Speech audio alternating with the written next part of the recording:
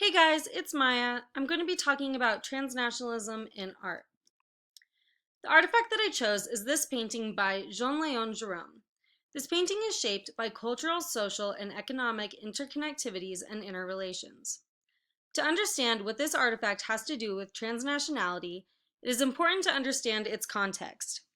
The painting was made in 1880 by French painter Jean-Léon Gérôme. In 1875, Jerome traveled to Constantinople, which is now Istanbul, where he painted this scene. The painting is an example of 19th century colonialist ideology and Orientalism.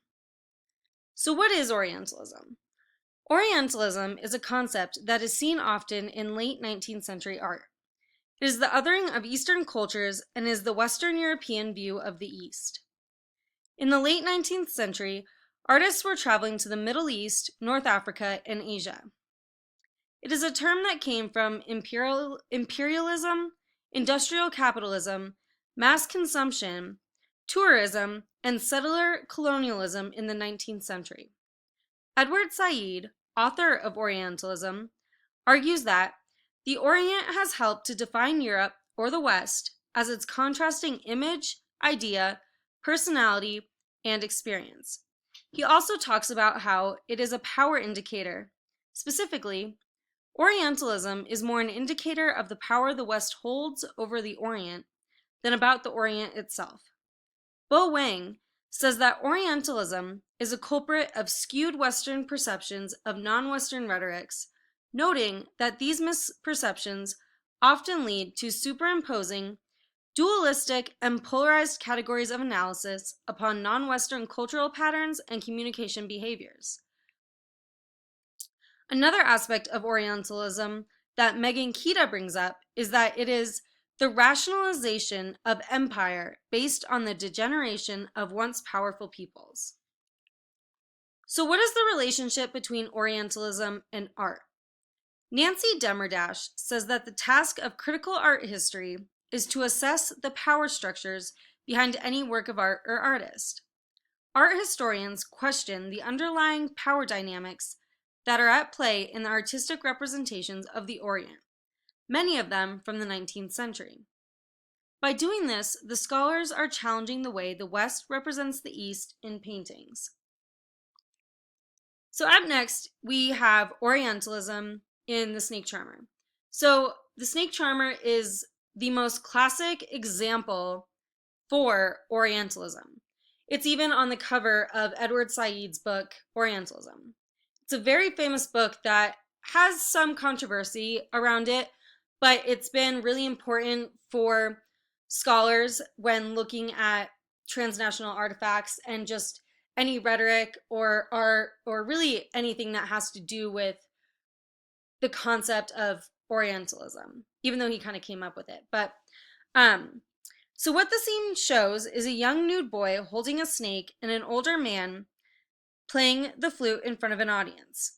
This video from the Clark Art Institute gives a little overview of what is going on in the painting.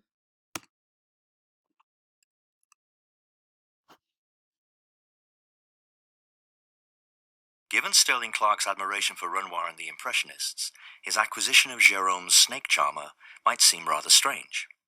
This incredibly detailed painting is as unlike an Impressionist work as it could possibly be. But, as Sterling recorded in his diary, he and his wife liked all kinds of art if it is good of its kind. And the snake charmer is an exceptionally fine example of Gérôme's work. In addition, Sterling also had a personal reason for buying the picture. It had once belonged to his father. It had hung in the drawing room of the family home while he and his brothers were growing up. A naked boy stands with his back to us, a huge python coiled around his waist and over his shoulder, while an elderly musician sits off to one side. Though the boy's head is in shadow, the rest of his body is bathed in light, emphasizing the contrast between the boy's smooth skin and the python's scales. The same light shines on the blue glazed tiles that cover most of the back wall, where tribesmen of various kinds sit and stare, apparently as hypnotized by the performance as the snake is by the musician's flute. The snake charmer was painted in Constantinople in the early 1870s. The artist, Jean-Léon Gérôme, received an academic training in the Paris School of Fine Arts, and acquired a considerable reputation as a painter of scenes from ancient Roman history and escapist images of life in the Orient. Gérôme made several trips to Egypt and the Middle East to record the scenery, the life of the indigenous peoples, and the exotic architecture in paintings that are so meticulously executed, it's almost impossible to see any traces of the artist's brush on the surface of the canvas.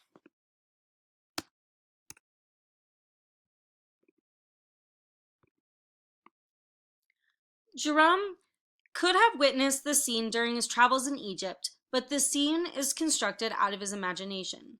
It was inspired by a room in Istanbul's Topkapi Palace, inscribed with Quranic verses, although some of them are not actual verses and they don't really make sense. And the floor is similar to one in a mosque in Cairo. The painting is meant to be a reflection of scenes in the East. The elaborate and detailed Turkish tiles and the naturalistic style that Jerome used helped to create a scene that looks real, even though it was made up. What is interesting about this painting is that we are meant to look at the boy, but also the audience. The people in the audience are of all different ethnicities. This can be seen in their different clothes and weapons.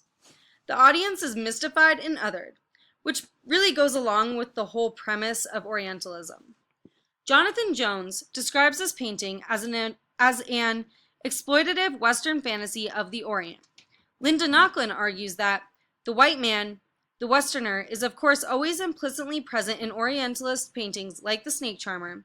His is necessarily the controlling gaze, the gaze which brings the Oriental world into being, the gaze for which it is ultimately intended. The Western Europeans are the intended audience for the painting, and they are looking at the scene from afar, but are actually symbolically present. This alludes to France's relationship with Constantinople at the time. Around the time that this was painted, France was starting to have a larger role in Constantinople, along with Egypt and some other countries in Africa and the Middle East. Napoleon III was trying to help the Ottoman government reform and modernize itself. France did this by helping to create the National Ottoman Bank, also a secular public education system, and by bringing in a French company to create and connect railways between Istanbul and Salonika in the Middle Danube. France's effort to help resulted in the Ottoman government adopting Western European practices. So from all that I've given you guys today, I really think that this is a good example of a transnational artifact. It is a painting that was made by a European of a Middle Eastern and Eastern scene, with the intended audience being Western Europe. For me, that really means that it's transnational, and because it's Orientalist, it has the Orientalism theme. It really goes with everything that we've talked about in terms of transnationalism. So thanks for listening. Yeah, thanks. Bye.